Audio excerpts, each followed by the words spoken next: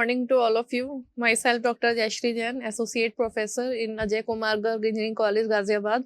So today we will learn about the image representation and descriptors in the subject image analytics in Unit 4. So we will understand about what is the meaning of image representation and what are the different descriptors to describe the features of an image. So basically in this unit, we are going to extract the feature from the segmented image. So in unit 3, actually we have learned about the image segmentation, and now we will learn about the image descriptors. So what is the representation? So as the name suggests, representation means we are going to representing the features in any image. So we already know there are two types of reasons, or there are two features in an image. Basically we can divide it into the form of boundary and the reason. So we have two type of descriptor. Boundary representations are there, and based on their external characteristics and based on their internal characteristics. So when we talk about the external characteristics, means we are talking about the boundary features, and when we are talking about the internal characteristics of any image, that means we are talking about the reason. Reason means reason have some property, like in any image the reason have some color information, the reason have some texture information. So we have to extract those information from the image. So we are going to describe these are called the feature representation. So describe the reason based on the selected representation. So I already told we can represent the image in the form of boundary or texture features, and when we talk about the boundary features, it means we are going to describe the length of the boundary. So if there is any image, so we have to describe the length, means how many edges are there in this boundary. So we can find out the length of the boundary, we can find out the orientation of the boundary, means direction, we can find out the number of concavities in the boundary. Concavity means if we have shape like that, so there are the concavity like this. This is the concavity, this is the concavity. So we have, this is the concavity. So we have the we have found the number of concavities in the boundary and statistical measures of the region. Statistical measures means area, perimeter, curvature and all that. So these are all the kind of boundary descriptor to find or represent the boundary in an image. So already I have told, after image has been segmented into the region, the resulting pixel is usually represented and described in suitable form. So this is a part of processing. When we are going to segment the image, then we have to find out, actually main target is what? Object recognition. So we have to find the feature and extract the feature in the form of boundary or in the form of region. So boundary and number of pixel. Regions means number of pixel we are going to find out in any image. So when we have extracted the boundary, then this is the region, and in the region we have the pixels in the form of 2D matrix. So regions means we have to find the number of pixel in any image. So above task is making the data useful to the computer, and next task is to describe the reason based on their presentation. So what is the representation of the image? Then we have to find the their description. So external means the shape characteristics and internal means the color and texture.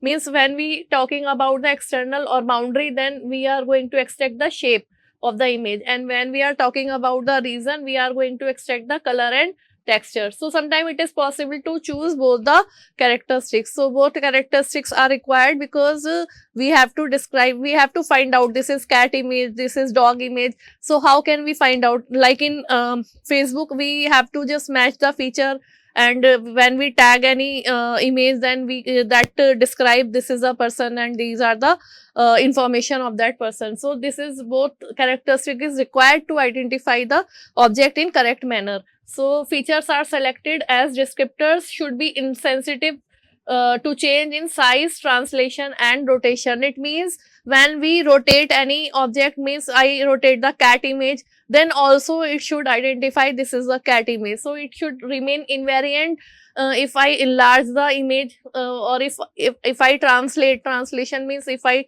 change the position of the image from xy in xy plane, and if I rotate, then so there should be technique, mean descriptor should be invariant with respect to translation and rotation.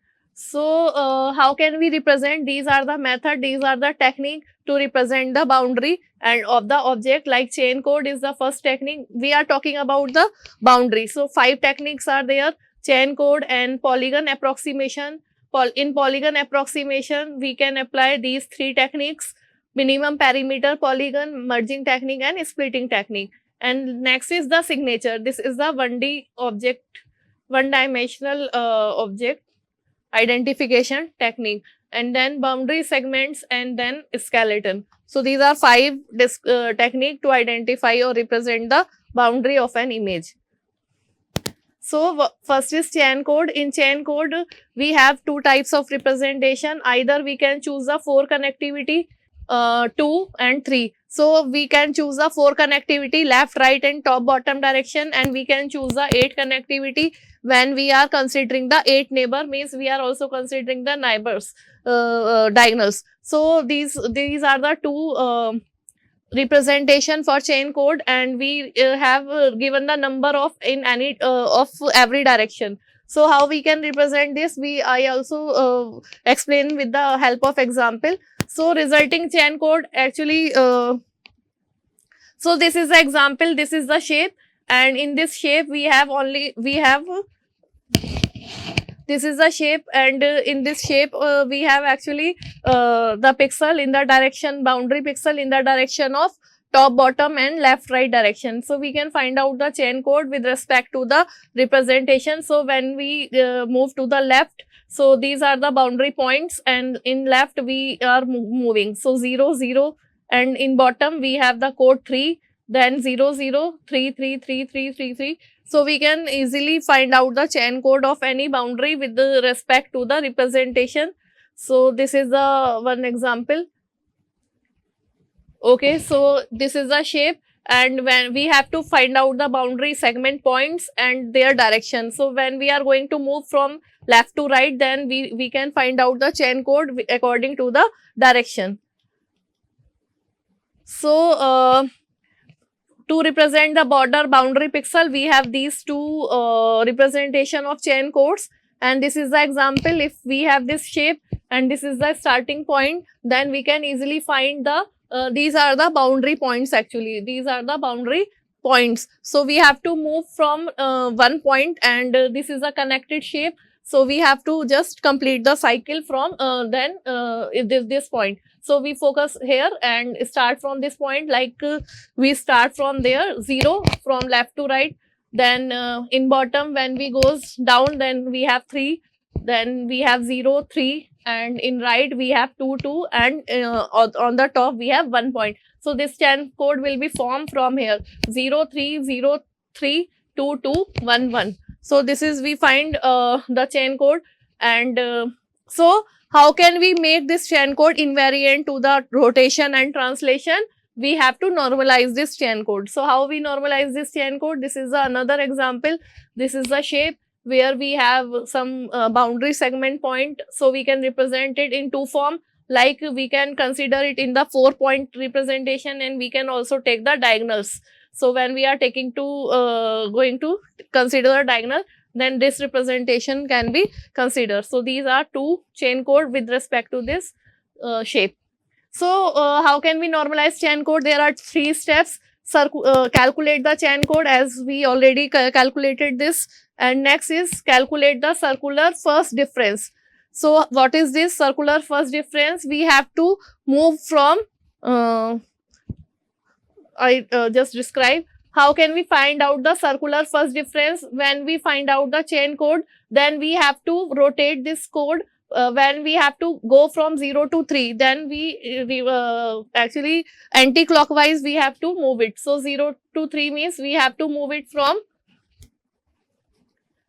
0 to 3, yani 1, 2 and 3. So we have find out 3 rotation. So we find right here 3. Then 3 to 0 means we have to reach from 3 to 0 anti-clockwise direction. So we have moved 1 step.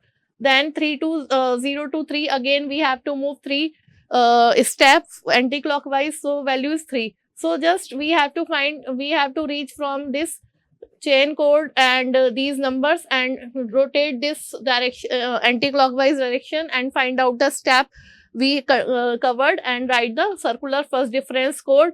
And then we have to normalize this. For normalizing this code, we find out the first 0 element. So the first 0 is here. So write this code starting from the 0. So we get it 0 3 0 3, and this circulate from here. So remaining code will be written here 3 1 3 3. So this is the normalized chain code. Now how can we say that this chain code is invariant? This chain code is invariant to rotation if I change the shape. If I reflex the shape and find the chain code of this reflex shape, then this is the chain code. This is the circular first difference, and when we normalize, we get the same code. So this is the idea.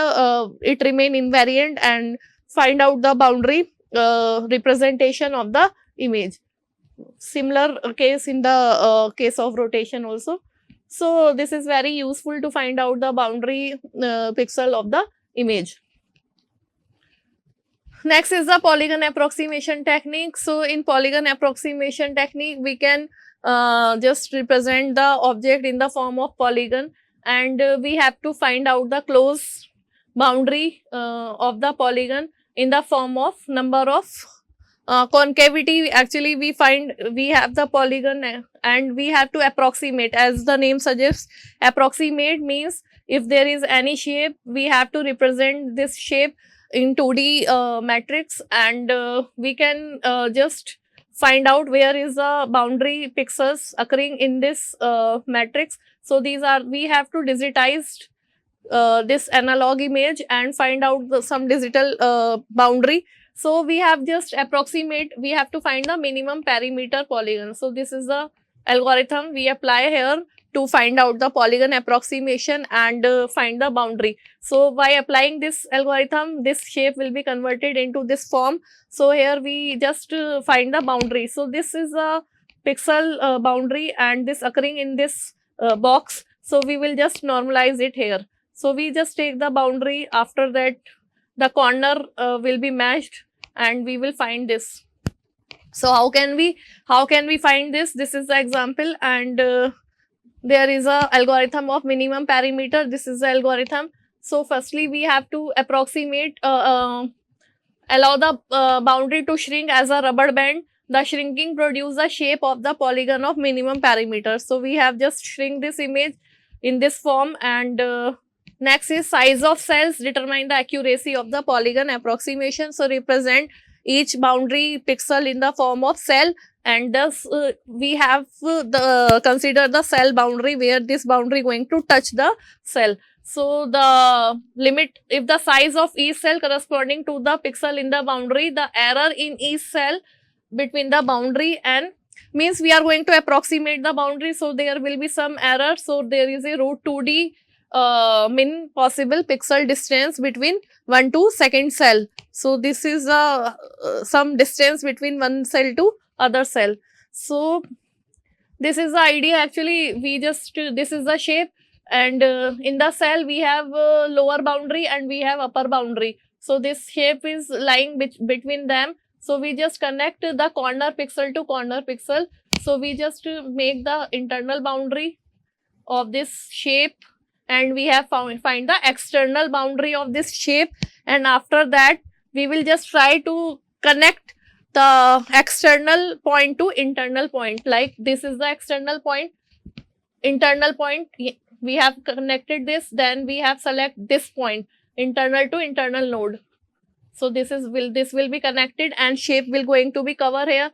Then what point we will consider, internal or external? We have considered this point. So connect this, then we have covered this point, external point, because shape should lie behind under the corners. So we consider this, then we consider this, then we consider this, sorry, this point. So we can connect internal cell point to external point, corner points. So these will get the approximated shape. So this is the example of polygon approximation. Firstly represent it into the form of cell, then going to approximate this boundary. So this is a technique. So it reduces cellular approach actually reduce the shape of the object enclosed by its original boundary. And next is the merging technique. First is the minimum parameter, second is the merging technique. In merging technique, we are going to find the we have just select the boundary segments, boundary points. So this is the shape, this is the boundary, and here we just selected some points where boundary going to have the have some concavity. So we have just selected these points. There is a concavity, there is concavity in these are the two corner point. There is a concavity, and there is we connect this from this point. There is some concavity, so have some point. So firstly find some boundary segment point, then going to connect these points. So we will get this shape, and after that next is splitting boundary. Splitting boundary means we have to remove we have to smooth these this shape. So we just and we just have the perpendicular, drop the perpendicular to this boundary point, boundary line. So here when we find the concavity, we just send the perpendicular, we just drop the perpendicular from the this concavity to this line, and just going to join. If we find that this boundary should also be considered, then we just join this point to this point, this point to this point. Okay, so this is the method of splitting technique. Here we can just see this is the raw shape, then we have drop the perpendicular, then this point is also considered, this point is also considered. So we will get this shape finally. So thank you so much. This is all about the image representation.